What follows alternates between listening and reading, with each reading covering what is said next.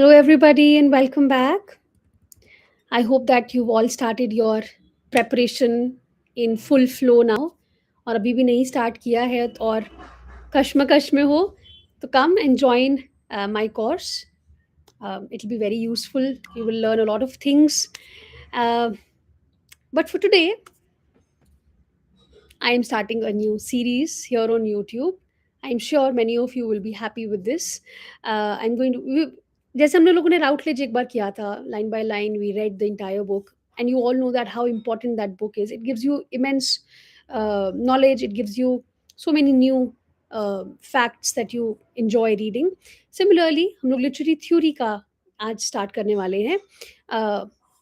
One of my ever always forever best book is P के Nair.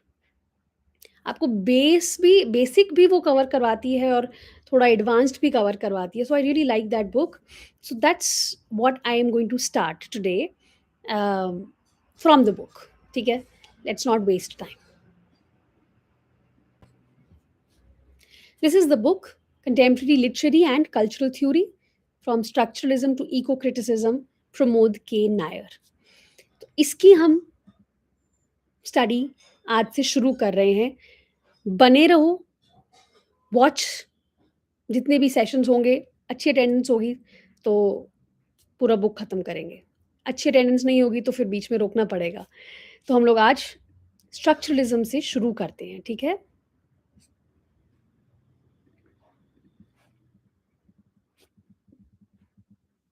Structuralism.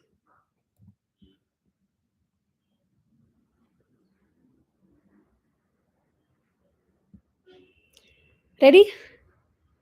Along with its related field, semiotics, technically the study of science, structuralism is one of the most influential modes of critical and cultural analysis of the 20th century. Structuralism's emphasis on the language or formal properties of the texts, their structures and frames in specific genres like the novel or poetry is an extension of the kind of work new criticism practiced. क्या कह रहे हैं? Structuralism के साथ बहुत सारी related fields हैं. हम लोग कभी रशियन फॉर्मलिज्म भी इसी में पढ़ते हैं, हम लोग न्यू क्रिटिसिज्म भी पढ़ते हैं. वैसी एक और फील्ड है सेमियोटिक्स. सेमियोटिक्स टेक्निकली क्या है? It is the study of science. Structuralism क्या है? एक मोड है, एक क्रिटिकल मोड है एनालाइज करने का, किसी चीज को, किसी स्ट्रक्चर को एनालाइज करने का. स्ट्रक्चरलिज्म क्या करता है? लैंग्वेज पे फोकस उसका होता है. लैंग्वेज की फॉर्मल प्रॉपर्टीज पे उसका फोकस होता है कि किस तरह से लिखा गया है, किस तरह के वर्ड्स यूज किए गए हैं, किस तरह का राइम यूज किए, जितनी भी फॉर्मल प्रॉपर्टीज होती है, जैसे कि हम लोग फॉर्मलिज्म में बात करते हैं, उसका स्ट्रक्चर कैसा है, उसका फ्रेम कैसा है किसी भी एक स्पेसिफिक जॉनर में. हम ये भी कह सकते हैं कि it is an extension of the kind of work जो न्यू क्रिटिक्स करते थे. So, before moving on to structuralism, a short introduction to new criticism will help us understand the context in which structure developed. Right? तो अगर हम ये कह रहे हैं कि एक न्यू क्रिटिसिज्म का एक एक्सटेंडेड तरह का वर्क है, तो फिर ये समझना भी बहुत जरूरी है कि न्यू क्रिटिसिज्म था, है ना. न्यू क्रिटिसिज्म जो था वो एक टर्म था जो जॉन क्रो रैंसम के एसे से लिया गया, ऑफ द सेम नेम. 1941 का ऐसे था, सेम टाइटल था, new criticism. J.C. Ransom, John Crow Ransom. Associated mainly with the works of Kenneth Brooks, Robert Penn Warren, William Wimsatt, and Monroe Beardsley, R.P. Blackmore, and I.A. Richards. Please note down these names. यही है main नाम जो new criticism में हम पढ़ते हैं. New criticism is associated with the works of Kenneth Brooks, R.P. Warren है, Wimsatt and Beardsley हैं, R.P. Blackmore है, I.A. Richards हैं. ये लोग they set out to develop a science of literary criticism and literary texts. इन्होंने कहा कि हम लोग literary criticism को भी एक science की तरह हम लोग present करना चाहते हैं. So they argued that author's intention behind a work is far less important than the meaning generated by the language, style and formal features of the text. यही मेन मुद्दा है न्यू क्रिटिक्स का. इन्होंने कहा कि हम लोग सिर्फ़ और सिर्फ़ लैंग्वेज पे फ़ोकस करेंगे कि लिखा क्या है पेज के ऊपर, टेक्स्ट क्या है, किसने लिखा है, कहाँ लिखा है, कब लिखा है, ये सब इम्पोर्टेंट नहीं है या इम्पोर्टेंट नहीं है से बेटर वर्ड है लेस इम्पोर्टेंट है, फार लेस इम्पोर्टेंट है कि इस ये जानना ज़्यादा इम्पोर्टेंट है कि टेक्स्ट पे जो लिखा है उससे मीनिंग कैसे जनरेट हो रहा है। तो इन्होंने क्या प्रपोज़ किया विमसैट और बियर्ड्सले ने ऐसे लिखा था द इंटेंशनल फैलेसी 1954 में। Simple, there is no need to bring in extraneous features such as author biography or history to understand a text. All we need is the words on the page and meaning is contained in the text. हमें इन्होंने कहा कि यार कोई extra चीज़ें लाने की ज़रूरत नहीं है, कौन राइटर, कौन-सा बैकग्राउंड हमें नहीं चाहिए। हमें क्या चाहिए वर्ड्स पेज के ऊपर वर्ड्स क्या हैं, उनसे मीनिंग कैसे जनरेट हो रहा है, क्या जनरेट हो रहा है, क्या समझ में आ रहा है। So in other words, new criticism proposed autonomous existence and nature of literary text, autotelic text. New critics क्या कहते हैं कि टेक्स्ट अपने आप में मुकम्मल है, उसको किसी और चीज़ की एक्स्ट्रा फीचर्स को लाने की ज़रूरत नहीं है to understand it. So it's an autotelic text. This means the contexts of an author's class, gender, sexual preference, race, or economic conditions were deemed irrelevant to an understanding of author's writing. कौन author है, man है, woman है, sexual preference क्या रखता है, race क्या है, class क्या है, कोई फ़र्क नहीं पड़ता। So new criticism therefore paid close attention. So close reading is obviously one of the major features of new critics. So new criticism paid close attention to the language of the literary text. और close reading में हम फिर पढ़ते क्या है अगर हम ये नहीं देखेंगे कि अच्छा ये वुमन ने लिखा है, अच्छा एक दलित वुमन ने लिखा है, अच्छा वो बहुत ज़्यादा सप्रेस्ड थी, इस वजह से उसने ये लिखा है, ये सब नहीं देखना। तो देखना क्या है, फॉर्म क्या है, किस स्टाइल में लिखा है, क्या पैराडॉक्सेस यूज्ड हैं, क्या एम्बिग्विटीज़ हैं, क्या इमेजेस हैं, मेटाफर्स, मीटर, राइम, साउंड, ये सारी फॉर्मल प्रॉपर्टीज़ को हमने देखना है। So, since their focus was on the tensions and contradictions of the literary language, the new critics turned readily and easily to poetry. ये जो सारी चीज़ें हैं, पोइट्री में हम ज़्यादा अच्छे से निकाल पाते हैं। तो मेन फोकस इनका पोइट्री पे था। For poetry embodied the most interesting use of language, right? William Empson ने एक वर्क लिखा, 7 टाइप्स ऑफ एम्बिग्विटी। कब? 1930 में। और क्लेनेथ ब्रूक्स ने लिखा द वेल रॉट अर्न। अच्छा, सब लोग बात तो यही कर रहे थे कि हमें ये सारी चीज़ों पे फोकस करना है, बस अलग-अलग तरह से कर रहे थे। विलियम एम्सन ने एम्बिग्विटीज़ की बात की है कि टेक्स्ट में 7 तरह की एम्बिग्विटीज़ हो सकती हैं। एम्बिग्विटी मतलब जब समझ नहीं आ रहा आपको कि एग्ज़ैक्टली कहना क्या चाह रहे हैं। तो एम्बिग्विटी किन चीज़ों से अराइज़ होती हैं, उसकी उन्होंने बात कही है। जैसे आप एक ही वर्ड में 2 या 2 से ज़्यादा मेटाफर्स डाल दो, तो एम्बिग्विटी क्रिएट हो जाएगी, मीनिंग समझ पाना थोड़ा मुश्किल हो जाता है। तो इस तरह से इन्होंने 7 टाइप्स ऑफ एम्बिग्विटीज़ बताई हैं। तो ये एक्सीलेंट वर्क्स हैं done by the New Critics. Empson's Empson's taxonomy of ambiguity move from simple ambiguities जैसे कि डबल मीनिंग। कभी हम लोग डबल मीनिंग देखते हैं किसी वर्क में, डबल मीनिंग है जी, समझ नहीं आ रहा ये या वो, तो ये सिंपल एम्बिग्विटी हो गई। And he moved to outright contradictions. So he begins with words that seem to mean several things at once due to similar sounds. कभी कभी वर्ड्स के सिमिलर साउंड्स होते हैं, होमोनिम्स होते हैं, तो एम्बिग्विटी क्रिएट हो सकती है। सेकेंड टाइप में इन्होंने कहा दो मीनिंग्स जब एक में मर्ज हो जाएं तब भी एम्बिग्विटी। थर्ड में इन्होंने कहा two seemingly unconnected meanings are given together, दो बिल्कुल ही अलग चीजें हैं और वो साथ में डाल दी। फोर्थ में इन्होंने कहा alternative meanings combine to fuse interpretations, अलग अलग ऑल्टरनेटिव मीनिंग्स को साथ में लेके आना ताकि हम एक इंटरप्रिटेशन क्रिएट कर सकें। फिफ्थ टाइप में इन्होंने कहा there is some confusion that the author has discovered as he went along and is the result of the author not being able to hold the entire work in his head when composing. कभी कभी ऐसा होता है लिखते समय आप लिख कुछ रहे हो लेकिन लिखते समय एकदम से ऐसे लाइट जलती है कि यार ये ऐसे नहीं, ऐसे भी हो सकता था। तो अगर हेड ऑथर के ही हेड में वो क्लियर नहीं है बहुत ज़्यादा, कंपोज़ करते समय he is not able to hold the entire work, तो एम्बिग्विटी क्रिएट हो सकती है। सिक्स्थ में irrelevance constitutes the ambiguity and the reader has to make a choice. And finally, outright contradiction and antagonist meanings are deployed by the author. ठीक है? So Empson argues via Freud that this indicates a split in the author's own consciousness. Okay? William Empson. Second new critic इन्होंने बात की है वो है Richards. Richard's practical criticism, 1929, one of the most influential works of the age. इन्होंने एक और work लिखा था, प्रिंसिपल्स ऑफ लिटरेरी क्रिटिसिज्म, इससे पहले 1924.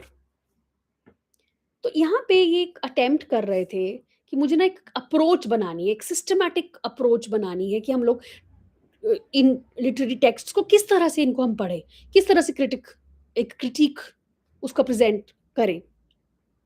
सो Richard also paid attention to the form and the language of the text, और जितनी भी बायोग्राफिकल या कॉन्टेक्चुअल डिटेल्स थी वो एक्सक्लूड कर दी कि ये अननेसेसरी हैं to the text. So he handed out poems to students after removing all information about the author. अब हम लोग वो करते हैं ना literary appreciation of the poem, कभी आपको एग्जाम में आता है, ऑथर नहीं लिखा होता, सिर्फ पोइट्री होती है, करो जी लिखो, क्रिटिकली अप्रिशिएट करो. आइए रिचर्ड्स ने स्टार्ट किया था, तो इन्होंने अपने कुछ स्टूडेंट्स को पोइट्री हैंड आउट किया और कोई ऑथर, कोई कॉन्टेक्स्ट मेंशन नहीं किया, तुम अपना अपना अंडरस्टैंडिंग से लिखो, उसने कहा. सो in order for them to come to an understanding of the mechanics of literary responses unmediated by anything other than the text and the reader. So his interest lay in the interpretive process, what he termed literary judgment. कि मैं ये जानना चाहता हूं कि अब बच्चे क्या सोच के एक इंटरप्रिटेशन लिखेंगे, ये प्रोसेस में उसका इंटरेस्ट था, and the way the text determined this process. So Richard believed that when the students responded to the emotions and ideas in the text, they organized and understood their own emotional and psychic makeup better. कि मैं एक simple सा poetry है, कुछ भी है, ठीक है, उसको मैं कैसे समझ रही हूँ, एक और इंसान कैसे समझ रहा है, जब मुझे नहीं पता कि किस कॉन्टेक्स्ट में लिखा गया है. गाना ले लो आप कोई भी, आजकल वो एक बहुत पुराना गाना है, तुम कहते हो कि ऐसे प्यार को भूल जाऊं. आई एम श्योर आप में से बहुत सारे होंगे जिन्होंने नहीं सुना होगा. अब ये एक अगर मैं आपको वर्डिंग्स दूं इसकी, ठीक है, अब आप सोचो कि आपको क्या समझ में आएगा इससे.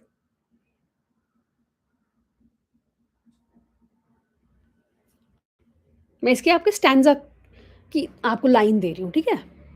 लिखते हैं कि पंछी से छुड़ाकर उसका घर तुम अपने घर को ले आए, ये प्यार का पिंजरा मन भाया, हम जी भर भर के मुस्काए, जब प्यार हुआ इस पिंजरे से तुम कहने लगे आजाद रहो, हम कैसे भुलाएं प्यार तेरा, तुम अपनी जुबान से ये ना कहो, अब तुम सा जहां में कोई नहीं है, हम तो तुम्हारे हो बैठे, तुम कहते हो कि ऐसे प्यार को भूल जाओ भूल जाओ. ठीक है.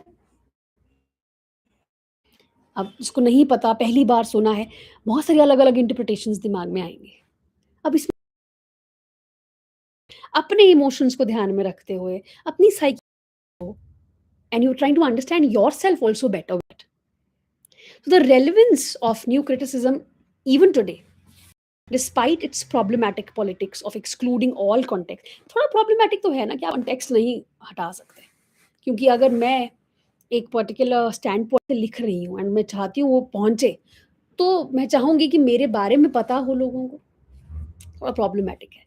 So is because of its attention to language and formal properties of the text. Relevance इसलिए है क्योंकि टेक्स्ट को क्लोज रीडिंग आप कर रहे हो.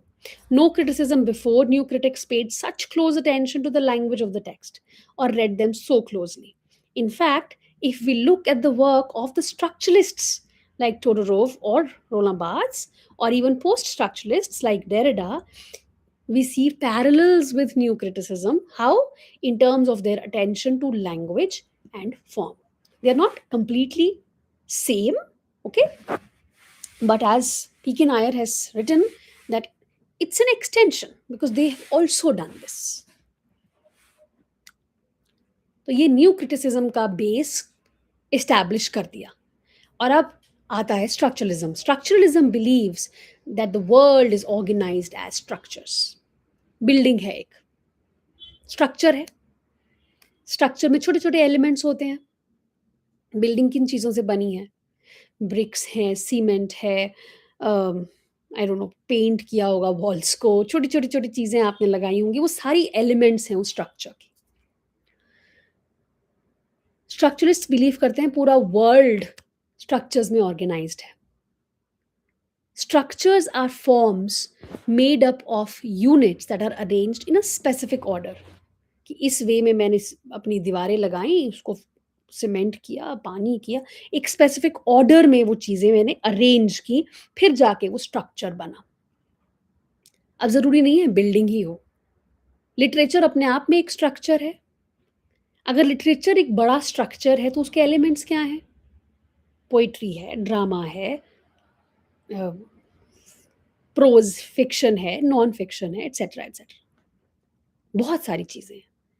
अगर आपको स्ट्रक्चर छोटा लेना है, ड्रामा अपने आप में एक स्ट्रक्चर है, तो ड्रामा के अपने एलिमेंट्स हैं छोटे छोटे.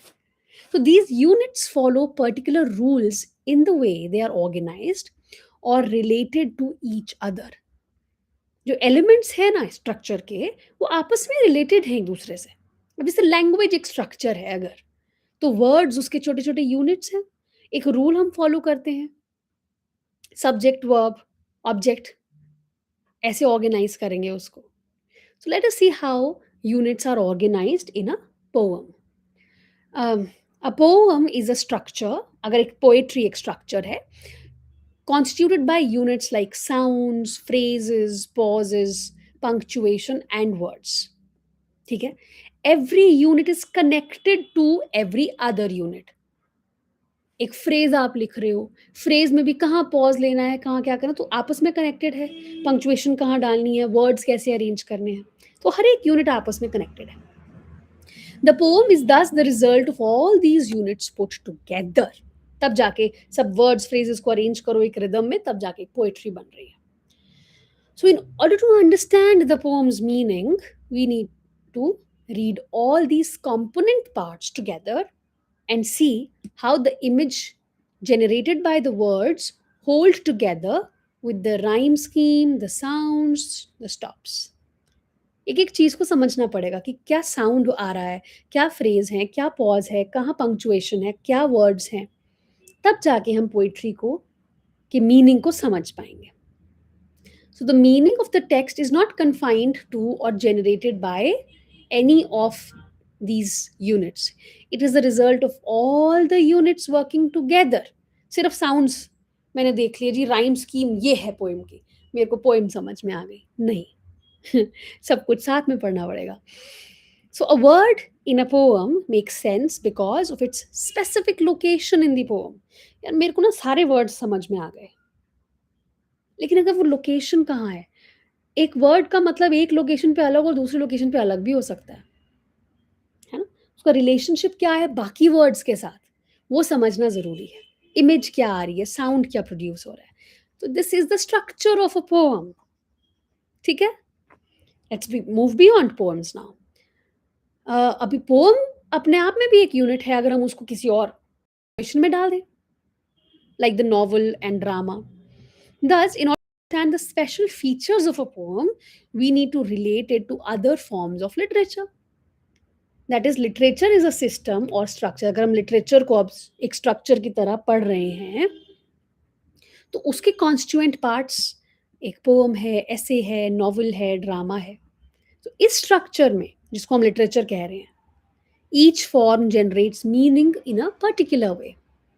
तो ये लार्ज स्ट्रक्चर हो गया. पोइट्री एक छोटा स्ट्रक्चर था, लेकिन लिटरेचर एक लार्जर स्ट्रक्चर है within which we read a poem और a play. Hence When we read a poem, we are aware that it is one unit within a larger context or system of literary representation. इसी notion को expand करते हुए we see that literature is one system within a larger system of representation of culture. अगर हम पूरे culture को largest structure मान लें तो लिटरेचर उसका एक छोटा यूनिट है. The system of culture includes other non literary forms also, which is cinema, reportage, television, है ना? Political speeches, myths, and traditions.